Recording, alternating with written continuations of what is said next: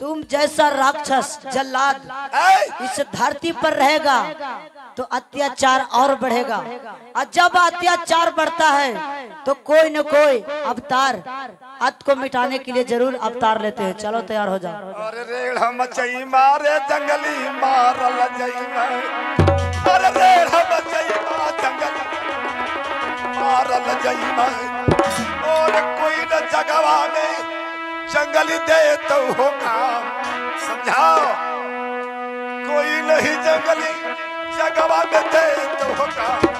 अरे रेड़ मचई मार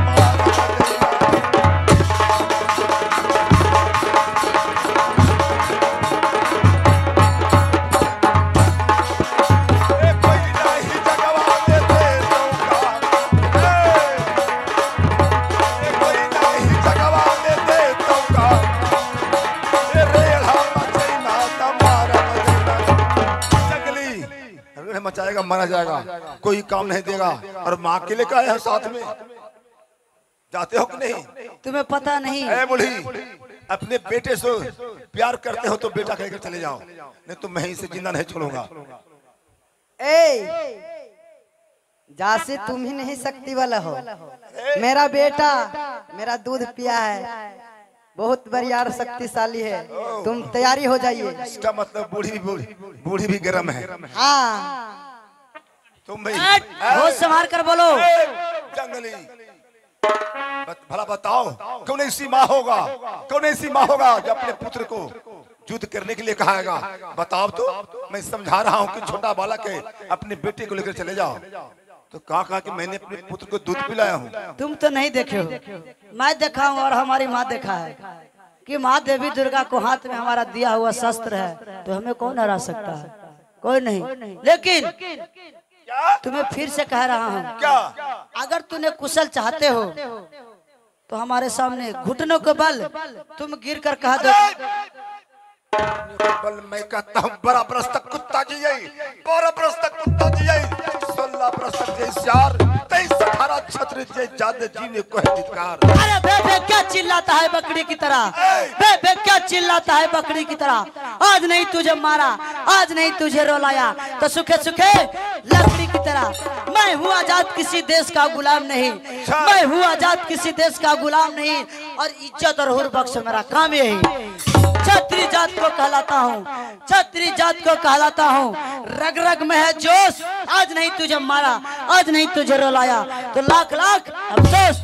सब दिन सोए होगे मखमल और गदेले पर, सब दिन सोए होगे मखमल और गदेले पर। अच्छा आज तुझे मार कर यही सुलाऊंगा इस मिट्टी और ढेले पर।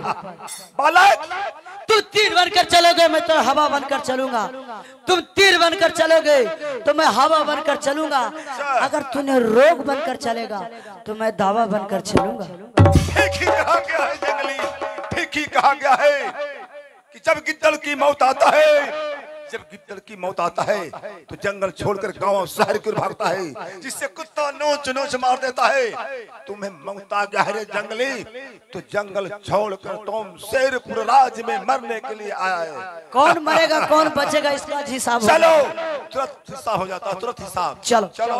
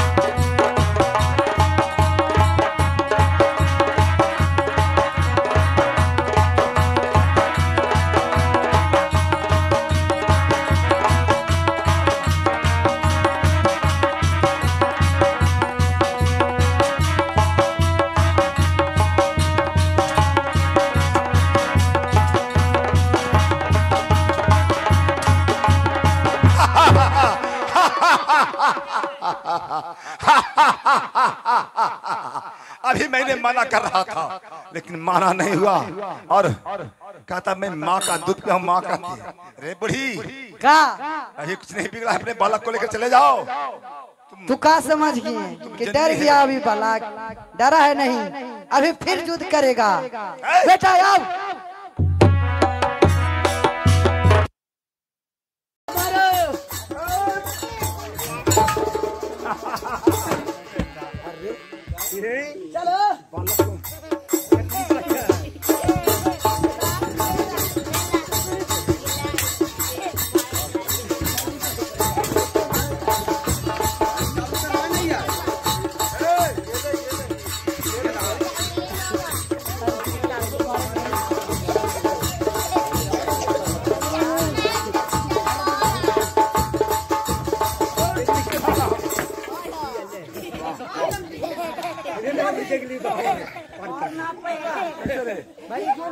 क्या जुलूम हुआ?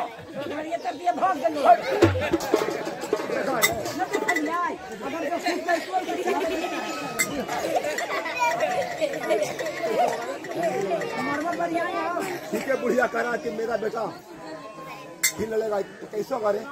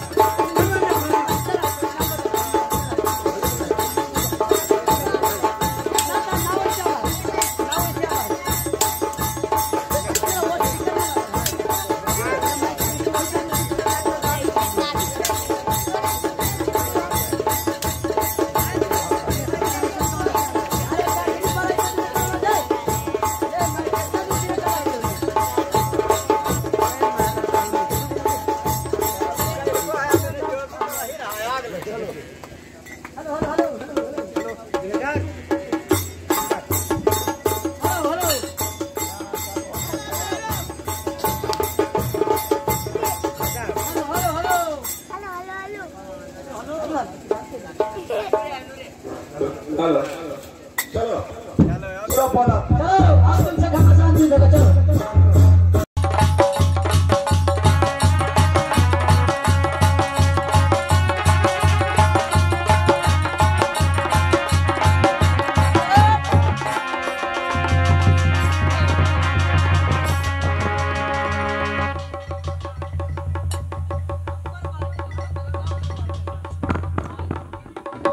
हमारी माँ पर वार करेगा। देखो बेटा, अगर मैं अभी नहीं दौड़ता तो हमारी इसका माँ अभी को भी प्राण ले गर्मी लेता। नहीं ठंडा हुआ है। मारो दो तीन इसका फटा ऐसा दो। करो ना। दो दो तीन फटा सही करो। हाँ बेटा, ये तो मार खाए लगी भी गया हमको। छोड़ो छोड़ो चलो अब बोलो, अब बोलो तुम्हारे साथ अब क्या किया जाए? छोड़ दिया जाए कि मार दिया जाए? बोल तेरे साथ क्या सलूक किया सुनो जाए? बालक मालिक जंगली 6-7 दिन के बाद मर हो, कम से कम इलेक्शन में वोटवा देवे। जंगली सुनो, मैं ठीक सच्चा बात बोल रहा हूँ।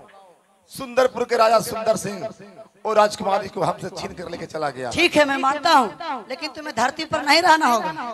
तुम जैसा वीर वीर रहेगा, मुझे दिखाएगा तो कोई भी देख के डर जाएगा। अब पराया स्त्री के साथ ऐसे नहीं करना चाहिए। अरे बहादुर नहीं, ऐसा सुनो। करेगा तो इससे इज्जत बचेगा रे। वो राजकुमारी बचाओ बचाओ बचाओ चिल्ला रही थी, तो मैंने सुना, तो मैं उसे बचाया कर ले जा रहा था, तब सुंदर सिंह हमसे छीन कर लेके चला गया है। ए मालिक बारीमान से बार कर के 6 दिन कम से कम बचे थे इलेक्शन में के बाद मार। नहीं, इसे खत्म करता हूँ। हाँ माँ, इसका जान मार दो बेटा। बोले बोले दुर्गा माता की।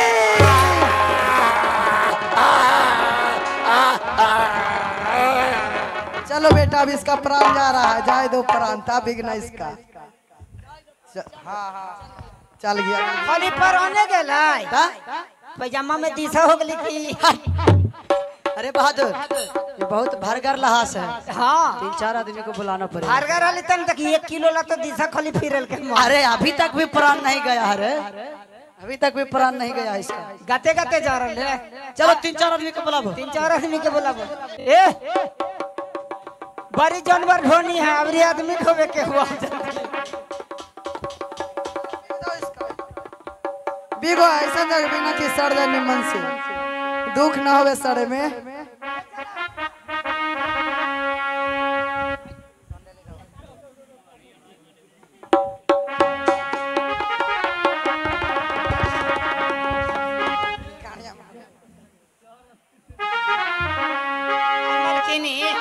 इतना आदमी के मरवैला तैयो पुतहु ना मिल रहा।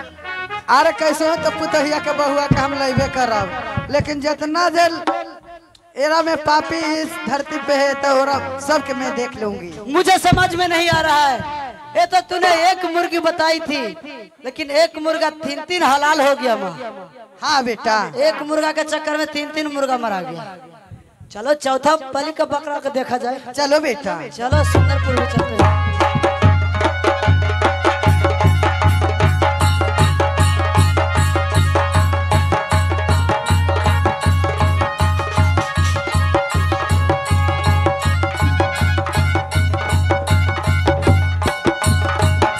बारह बरस अब हमारा पूरा हो चुका है बहादुर। 12 बरस हो गए तो अब फरही बुनिया के इंतजाम करा। जरूर होगा बहादुर, जरा रानी चंद्रवती से मैं मिल लेता हूँ। मिलला और बाद पूरे गांव में मर्दानी जनानी कर दे हुन्ने। ठीक है बहादुर। रानी चंद्रवती बोलिए। तूने हमसे समय मांगी थी कि मैं 12 बरस तक सदा भारत बांटूंगी, 13वें बरस में मैं तुमसे शादी करने के लिए तैयार हूँ। आज 12 बरस तुम्हारे खत्म हो चुका है, 13वां बरस बीत गया है। अब शादी करने के समय हमें हो चुका है रानी, अब शादी करोगी ना?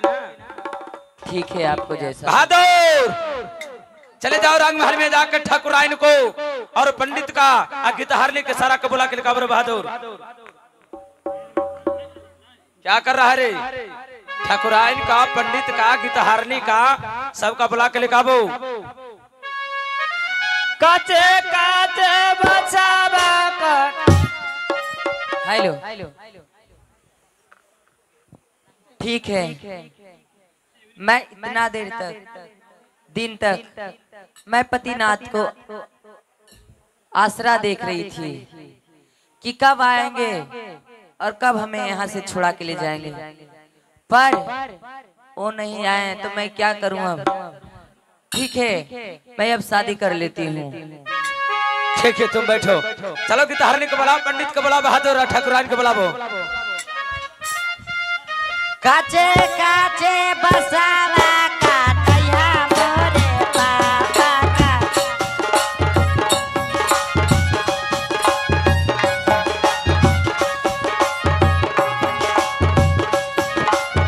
अरे बहादुर पंडित जी को बुलाओ ना, बहादुर पंडित जी को बुलाओ।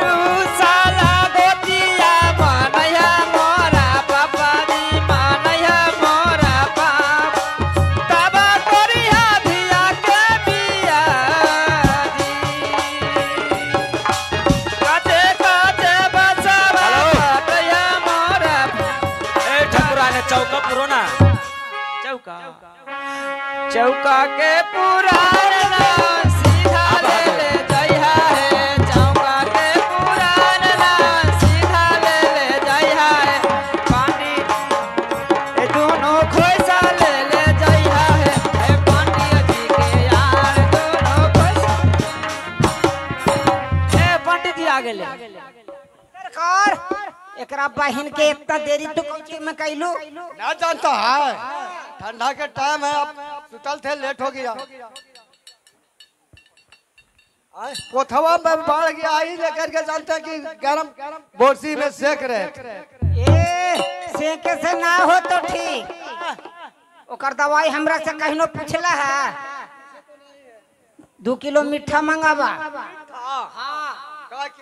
सुना ना, आ जितना तोरा परिवार हखुन ना कुल ही न्योता देता और मीठवा के कह करा कि पोथवा में लगा के कुल परिवार वन से, हाँ कुल परिवार वन से चटवावा अपने सुख जीतो। हेलो, नाना मछली में सिरा लगाई देनी रे। नाना मछली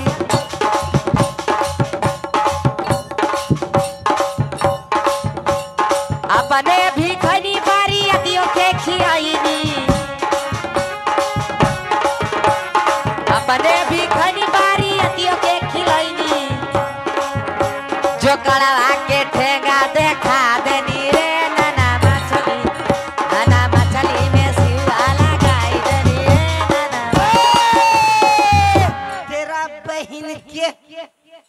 कितना मन लगली हमरा गरील की त सुहाग परवलपुर के झींगा मछलिया पटना के है तेल आई रे तेरा बहन के बहनी गइल की त मान से बजेल की बताओ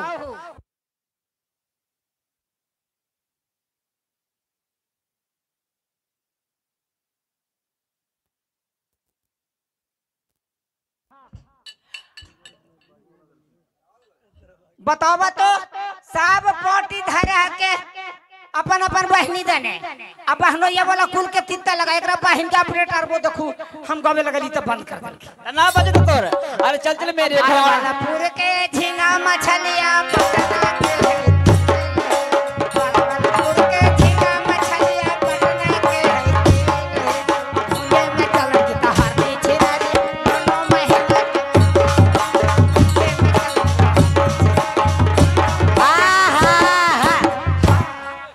अरे बूटी मिर्चाई आती तयाला गई होता ने बूटी मिर्चाई आती तयाला गई होता जो करावा के बहिनी बातयाला गई होता जो करावा के बहिनी बातयाला गई चोली तरबो कितना मन लगली एकरा बहन के चमार के कितना मन लगली हमरा गरील की त बराती इलाजी आ मछली मारे गेला छिंगरो चेंग ले ले आइला है मछली मारे गेला छिंगरो पेंग ले ले आइला अब ऐसे ना सुन तो लवा तो दो तीन गो ढेलवा भैया लो ढेलवा से ढेलिया दही एकरा बहिन के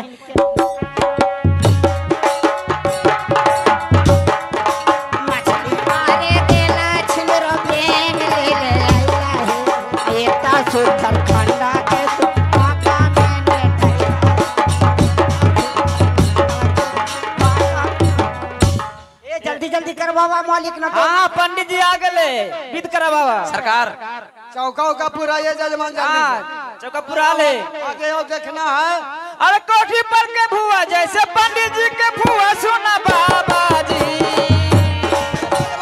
कोठी पर के भुआ जैसे पंडित जी के भुआ सुना बाबा जी जल्दी जल्दी विधिया कराई जी सुना बाबा जी जल्दी जल्दी विधिया कराई जी सुना बाबा जी कोठी पर के अरे कोठी पर के भुआ जैसे पंडित जी के भुआ सुना बाबा जी जल्दी जल्दी विधिया कराई ए बाबा सरकार चौका पुराल है। चौका हाँ लड़का लड़की के बैठाइए लड़की बैठल है बैठल है तो बैठाइए। हाँ पहले खिला दी गम्बा वाला के बहादुर अगर लेट है तो खिला दो गांव वाला को। कि खानवा बासी हो जीती तक कौन उपाय करी बीजे कर रही है जैसे लक्ष्मी भी घर जनानी मर्दानी एक के गुलाब बीजे हो कह कि खराना फैल कर है ओने जनानी ने मर्दानी अपन अपन घरे से लोटा में पानी लेके या पानी के व्यवस्था ना को हरामी कहीं का खाना खाएंगे हमारे के यहाँ पानी लेकर अपने घर से आएंगे रे। लोटवा गिलास न ले लू है गिलास में छूट नहीं गेले वो भी मंगाया जाएगा। ठीक है लड़का का बैठा रहा गठिया उठिया जोड़ दो दीजिए। हाँ गठिया तो जोड़ दो लड़का के लड़की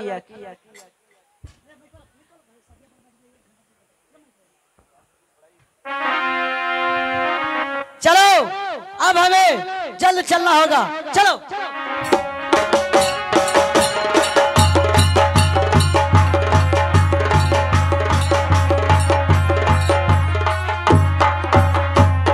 बहादुर कौन आदमी है बहादुर इधर आओ। क्या बात है हमारे घर में शादी ब्याह है थोड़ा देर के बाद बात करेंगे अच्छा ठीक है कर लो शादी ए कर। सरकार लावा छिट बाबा लावा छिट अबे बउआ लावा छिटवावा अब लाओ आओ आगे के काम है बीज कराना है शादी करवाना है लावा छिटवाइए जल्दी जल्दी कर।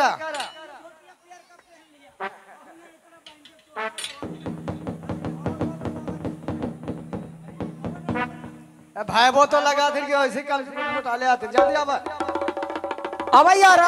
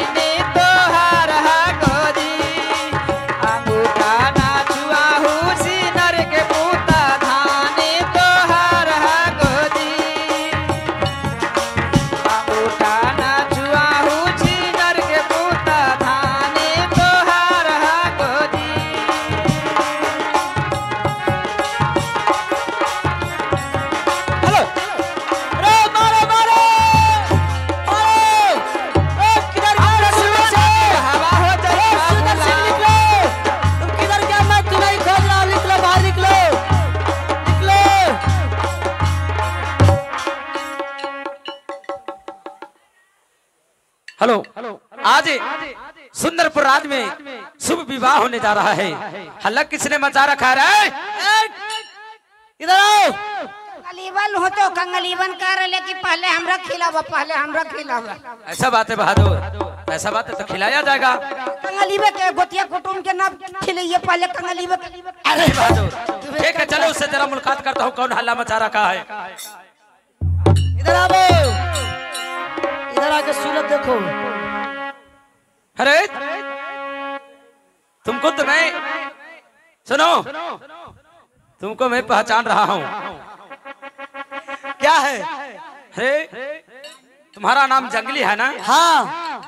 तूने उस स्वयंवर में तूने हमारे शुभ विवाह होने के लिए सब कहानी छोड़ा, कहू कि थोड़ा देर के बाद हम बात करेंगे। रुक जाइए तो नाश्ता पानी बैठाते हैं, पहले संदूर अरे ठीक कहते हो बहादुर। क्या हो रहा है वहाँ पे रे? हमारे मालिक जी के शादी हो रहा है। किसके साथ हो रहा है? किसका रे? किसके साथ हो रहा है? वो लड़की लड़की ने चुटकी भर से मुरे दुल्हा जीवन के आधा। कोई कुछ नहीं बोलेगा, हल्ला कोई नहीं कर सकता, शांत रहो। हम तो सबको मारेंगे का को चुन चुन के।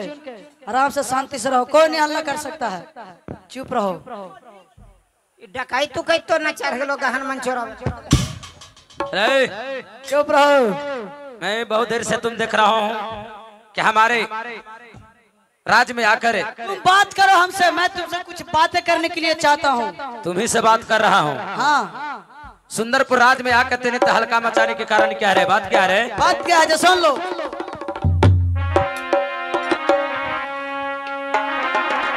दैयो में दे दारा जान हमारा रानी चंद्रवती के आहो लेकर जइबई आ बिरावा जंगलवा के रहो बीच आहो दैयो में दे दाजी।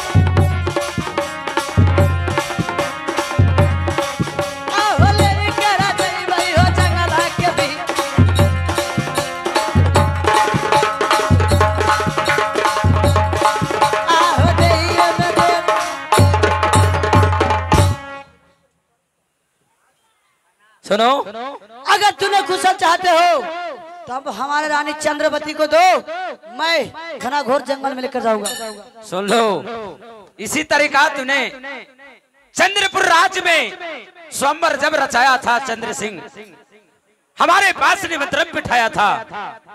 मैं निमंत्रण स्वीकार का रानी चंद्रवती से मैं विवाह करने के लिए चंद्रपुर में गया। इसी प्रकार से तूने बेटा वहां तहलका मचाया, तूने हमारे विवाह होने के लिए जा रहा था, तूने भंग किया था। जवानी है आज तूने हमारे राज में आकर इसी तरीका से तुम भंग कर रहे हो।